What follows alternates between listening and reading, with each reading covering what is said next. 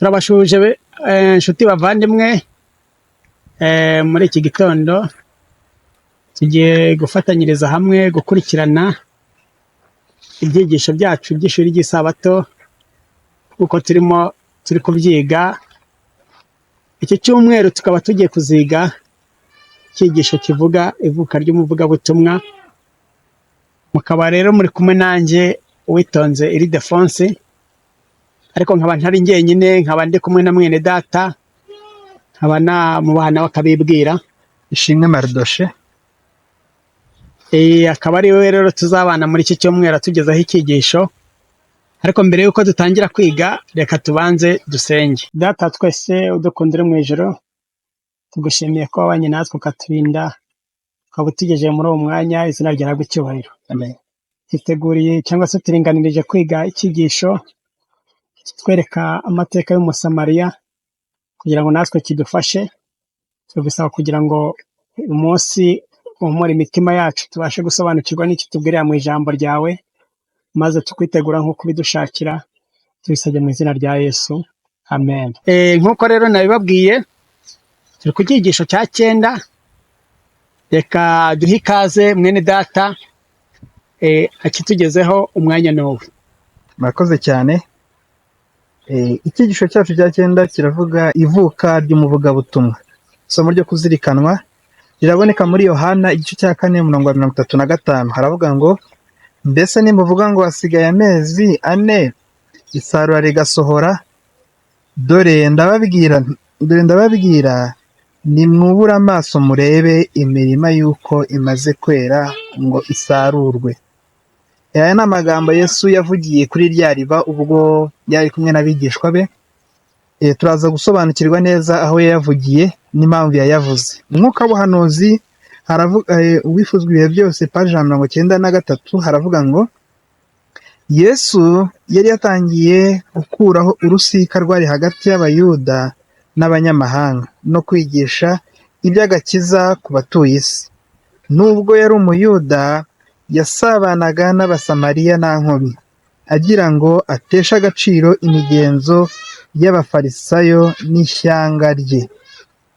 Aya ni amagambo yumvikana neza cyane. Uko tugenda dukomeza kwiga izi ngingo, nibwo tuza gusobanukirwa neza impamvu y'aya magambo ayisoza kano kanya, kandi twari tumaze kwiga icyigisho cy'Umusamariya. Aha ngaha rero ku ngingo yo kuwa mbere iravuga ngo ubuzima bushya, ibyo nshira ku mwanya wa mbere bishya. Baratubajije ngo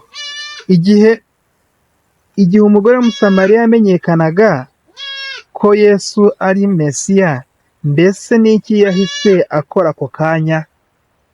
Isomo riraboneka muri Yohana igice cya 4:28 na 29. Kamere data. Yohana ibice 4 umurongo wa 28 na 29. Haratubwira hati, nuko uwo mugore asiga ikibindi cye, aragenda ajya mu mudugudu, abwira abantu ati, nimuze murebe umuntu wambwiye ibyo nakoze byose, murebe ahari ko ari Kristo. Aho umugore w'Umusamariyakazi amaze kumenya ko Yesu ari Mesiya, Yesu ajya kubwira bagenzi be. Mwuka w'ubuhanuzi aravuga ngo, uyu mugore yari yuzuye umunezero ubwo yategaga amatwi amagambo ya Kristo. Uku guhishurwa kw'agahebuzo kwaramurenze, asiga ikibindi cye, asubira mu mudugudu, ashyira abandi iyo nkuru. Urukundo rwa Kristo cyangwa kumva iyi nkuru byatumye we azamura ibyishimo, bizamuka, yibagirwa icyari kimuzanye kuvoma, yibagirwa ko yaraje gushaka amazi, ahubwo we ahita asiga ikibindi cye, na ya mazi yari yimye Kristo arayibagirwa, ahubwo ahita agenda kujya kubwira abandi iby'inkuru nziza yari yumvishije. Gusiga ikibindi cye byagaragaza ko nta gushidikanya icyo amagambo ya Yesu yari amaze gukora muri we. Yifuzaga by'ukuri guhabwa amazi y'ubugingo, maze bimwibagiza icyari cyamuzanye ku iriba. Yibagirwa ko Umukiza afite inyota, kandi ko ari we wagombaga kumuha amazi. Umutima we wuzuye umunezero yagiye yihuta cyane ngo ageze ku bandi umucyo yari amaze kwakira. Igihe tumaze kwakira Kristo rero, iyo igihe tumaze kwakira ijambo rya Kristo rikajya muri twebwe, nta kindi dukora, tugomba kwita tujya kubwira abandi iby'umunezero tumaze kwakira. Ni iki abaturage b'i Sukara bakoze igihe bumvaga ubuhamya bwa mugenzi wabo? Yohana igice cya 4:30. Yohana igice cya 4:30 haratubwira ati, bava mu mudugudu ngo baze aho ari. Bamaze kumva umunezero n'ishyaka n'urukundo byari byuzuye uyu mugore w'umusamariyakazi, bibagiwe bya bindi byose yakoraga, bya bibi byose bari bamuziho, ahubwo baraza baramukurikira, baza gusanganira gushaka Kristo, cyangwa kugira ngo babone uwo muntu ari kubereka. Iki ni igihamya cy'uko iyo tumaze kwakira Kristo, ibyo abandi batubonagaho, ibyaha batubonagaho byose birashira, bakongera kutubona bundi bushya. Amagambo y'uwo mugore yakabakabye imitima yabo, mu maso he hagaragaza imibereho mishya, uguhinduka kw'imibereho ye yose.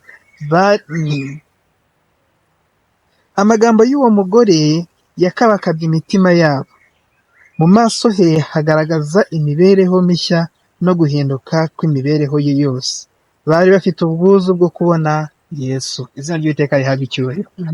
Rero igihe Yesu yamaraga kugera ku mutima, yamaze gukabaka mu mutima w'uwo mugore, imibereho yahise iba mishya, ntibongera kubona ibya kera, ahubwo babona imibereho mishya, bituma bamukurikira kugira ngo baze barebe uwo Yesu uwo ari we.